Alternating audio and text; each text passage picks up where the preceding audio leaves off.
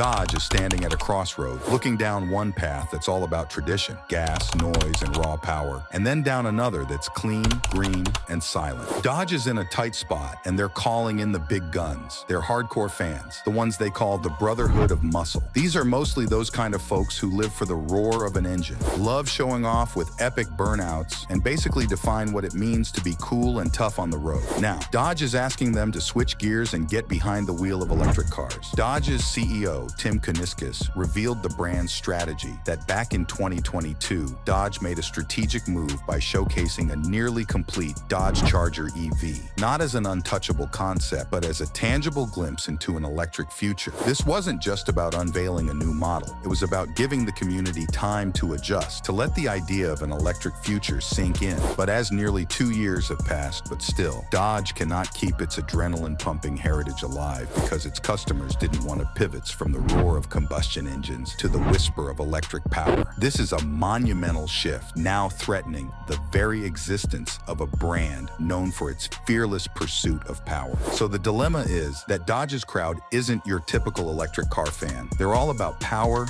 noise, and that rush you get from an engine that sounds like it could wake the dead. So, convincing them to love a quiet electric ride, that's a tall order. Dodge knows it's asking a lot. They're basically trying to change the game, turning what it means to be badass on its head. And that's why Dodge is standing at a crossroad, looking down one path that's all about tradition, gas, noise, and raw power, and then down another that's clean, green, and silent. So how is Dodge handling all this mess? Well, Dodge is mixing things up big time with their new Charger lineup. They're rolling out both 2-door and 4-door versions, saying goodbye to the old Challenger Coupe and Charger sedan as we know them. Overall, Dodge isn't going all in on electric just yet. They're playing it cool by offering up gas-fueled Chargers too, but with a twist. These will rock an inline-6 engine instead of the classic V8s everyone's crazy about. But again, a whopping 78% of Charger customers and 64% of Challenger die-hard fans are still saying no thanks to switching to electric. That's huge, especially when you look at the broader picture, where more than half of your customers aren't willing for your next breakthrough product. Dodge has got this massive gap to bridge, not just in car preferences, but in who's driving their cars. And if we're talking about the financial aspect of this, EV owners are sitting pretty with a median household income around $181,000. Meanwhile, Charger and Challenger owners are more in the ballpark of $94,500 and $76,500, respectively. EVs usually hang out in the high-end lane, but Dodge, they've been the go-to for affordable muscle. So, with the Charger Daytona's price still up in the air, it's anyone's guess how Dodge will play this. Now, Dodge isn't sailing alone in this choppy electric sea. The whole car world is trying to crack the code on selling people a totally new way to drive. It's not just about swapping out a gas tank for a battery. It's a whole lifestyle shift. And let's be real, it hasn't been all smooth sailing. Even though everyone's been hyping up electric vehicles as the next big thing, the actual sales growth for EVs has hit a bit of a speed bump recently. This cooling off has got some of the big names in cars tapping the brakes on cranking out more EVs and instead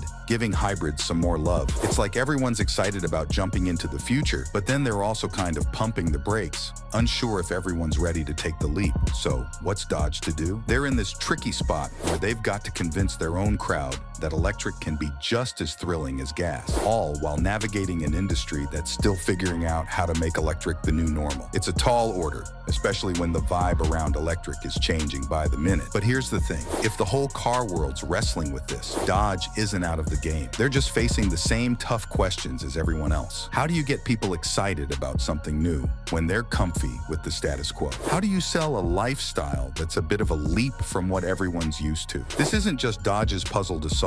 It's a challenge for every other company trying to shift to EV from traditional fuel cars. And how Dodge tackles this, how they play their cards in a world that's still warming up to electric, could show us a lot about where cars are headed next. On March 5th, Dodge brand dropped a bombshell that set the car world abuzz. They've electrified the iconic Charger, unveiling the Charger Daytona, Daytona RT, and Daytona Scat Pack as the brand's first all-electric muscle cars. This move has stirred up all sorts of reaction, with the Daytona Scat Pack stealing the spotlight. This electric beast is packing 670 horsepower and boasts an all-wheel drive system that propels it from 0 to 60 in a jaw-dropping 3.3 seconds, tearing through the quarter mile in about 11.5 seconds. What sets these electric Charger Daytonas apart is not just their raw power, but their style too. They're rocking a retro vibe, but with a modern twist, powered by a 400V propulsion system and dual electric drive modules designed to mimic the instant torque and acceleration muscle car fans live for. And because it wouldn't be a muscle car without the roar, the Daytonas come equipped with a patent-pending fratsonic chambered exhaust. Yep, you heard that right, an electric car that actually makes noise, ensuring the electric Charger Daytona models aren't missing out on the signature muscle car soundtrack. But Dodge isn't putting all its eggs in the electric basket. They're also rolling out the gas-powered Charger 6-pack, saying goodbye to the Hemi V8s and hello to 3-liter twin-turbo inline-6 Hurricane engines. These come in two flavors,